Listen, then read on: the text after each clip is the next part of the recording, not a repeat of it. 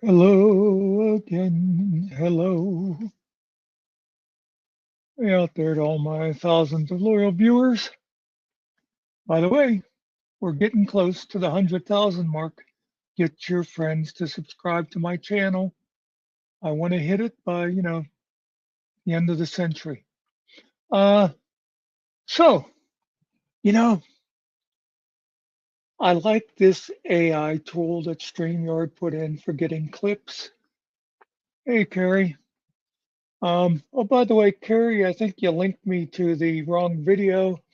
I didn't see the creepy guy. I just saw somebody delivering a box, but that's beside the point. So StreamYard, they added a little bit ago this thing for making AI clips out of a broadcast that you do. Um, and I mean, it has to be under 2 hours, but that's beside the point. Um, I haven't used it a whole lot for myself because most of the stuff I do is like 3 to 5 minutes long anyhow. Why would I do then a 1 minute clip out of it? Although I did do one today.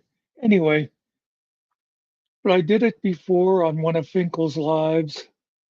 Um, and I'm not going to go through all the details with you, but it's kind of an involved process when I do that because I can't do it directly from Finkel's StreamYard, even though I have a seat there. I guess only Finkel can do it from there. Um, but I have a way to do it. I have to like download and re-upload. It doesn't matter. Um, anyway, so I did it once before. You'll see there's a whole bunch of shorts on mine that say stuff about Ukraine and that. One of the interesting things about it, by the way, if you go and look, you'll see the titles on them will say things like why it's important we support Ukraine or whatever. It's actually the AI tool that makes the titles. So, I mean, this is a little weird. It actually understands what people are saying and it titles them from that. Hey, Howard, how are you doing?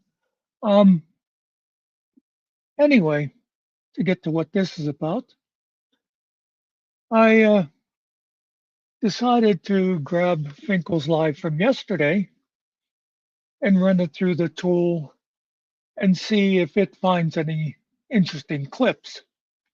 And again, it's a process thing. I have to actually download it and upload it to mine, and then I can do it on mine. And the clips will go up onto my shorts. Um, I can't directly upload to Finkel's channel, although I mean, if he ever saw one he liked, I could easily get it to him. But that's all beside the point. I'm getting a little British here where I'm rambling on about nothing. Did you know Canadians love hockey? But anyway, while I was doing that today, I looked in on the video as it was going. By the way, any clips that might come from that, it's going to be well because it's just now processing them and it takes forever to render these things. Anyway, I looked in and I noticed somebody making comments from chat, and it was our old friend Todd. Who, Todd? I know you're listening. You can't help yourself. Build a goddamn fence. Now I'll tell you, if your chickens had been killed by a weasel, a fox, a hawk, I'd say it happens. Yeah, that's rough. I know my niece has had weasels get right into the coop itself. But dogs are not as tricky as a weasel. If you have a real fence, the dog is not going to get through it. You got this crappy little fence that is made to keep the chickens from getting out. That doesn't keep anything from getting in. So don't go online whining and expecting people to be sympathetic if it even happened, that a dog broke in and killed your chickens. It's your own damn fault. And I'm willing to bet that you're hoping people will feel sympathy and send you money. Oh, poor Todd, here, let us help you buy more chickens. Man, you love to talk about other people grifting, but you also love to monetize, don't you? Anyway, let's get back to this. While I was looking at the video from yesterday, I saw a comment and I clipped it out. Let me bring it up here. Real estate value of North Todd, you Korea. can. Oh, well, So that's actually not the comment. This thing about North Korea, no one knows what the hell Todd's talking about. Let's yeah, fast forward through that, huh?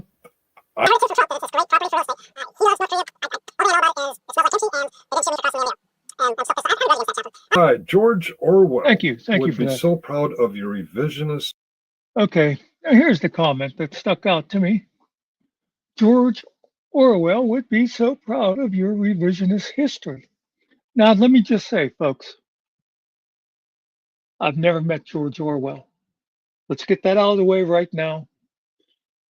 Full disclosure, I never met George Orwell. I know I'm old. I'm not that old. Also, he was English. Who wants to go to England? Huh? They talk funny over there. So I've never actually met George Orwell. So I don't know. Maybe it's not right for me to speak for him on this thing where Todd History. said George What Orwell would history be have I so proud of revised? your revisionist history. But let me say this from what I know of George Orwell, I don't think he was a fan of revisionist history. I believe he wrote an entire book that condemned that sort of thing. I, Todd, I know this would be tough for you. Um, I'm going to say something to you, and I know you're not going to like it, but give it a little thought. It might be good advice for you. Read a book, Todd. Read a book. Maybe you won't be so stupid then. Yeah, I'm sorry, that was a little joke. You're not being stupid. Todd loves to make fat jokes about me. Remember the old line that Granny Muckster used to say, I can always lose weight, but you'll always be stupid. Anyway, so yeah, that's all I wanted to say is this whole George Orwell thing. I think George Orwell, and again, I never met the guy. So, Carrie, I'm telling you right now, I am not that old. Meanwhile, Carrie's over there saying, who the hell's George Orwell? Uh, check him out. I'm pretty sure there's probably a documentary on him somewhere, Carrie. Read Animal Farm, as a matter of fact. I bet you'd like Animal Farm. It's a good book. It's not the book I'm talking about, although it had revisionist history in there too. They actually changed a sign on the side of the barn, I think it was. But anyway, what the hell am I here talking about? I'm talking about Todd's a moron. You know, anybody disagrees with that, feel free to comment, and we'll laugh at you for defending Todd the moron. You know, that's the thing. You know, Todd does have his backers, but they never seem to stick around long. You know, you ever notice the people that are um, Fahrenheit 451 was not George Orwell, but another good book there, Howard. Um, but what was I saying? Yeah, Todd and his backers. You know, he'll get these people that are regulars on his panel. He loves them, and you know, and they're like his best friend, and then they just disappear because Todd always screws them over somehow, and people learn that he's not who they expect, and he never has people's backs.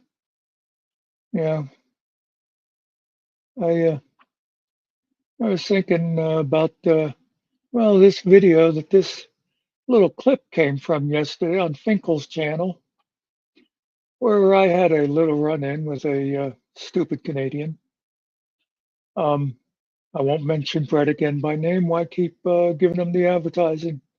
But I'm not sure if Finkel totally agreed with my treatment of the guy. But still, like today, when he mentioned it in another video, he had my back. Because Finkel knows how to be a friend. Finkel has my back. Finkel's my partner. Now, don't get me wrong. I don't mean we're in business together. I just mean, we have a lot of sex. But anyway, Todd, you don't know what that's like to have someone's back or for people to have your back because you're not worthy of people having your back. I don't know if I've mentioned this before, but Todd, you pussied out on that January 6th thing when you talk about all those patriots that went to DC, but then you were afraid to go there and stand with them.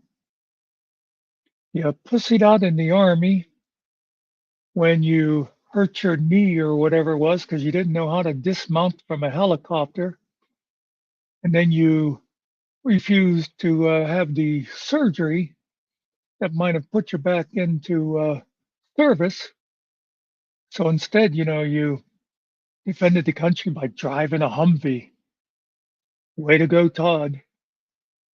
I remember watching Todd talk about his injury, and I've seen him use this same kind of phrase a couple of times. He says, okay, it's not a combat injury, but it's like a combat injury. No, Todd, it either is or it isn't.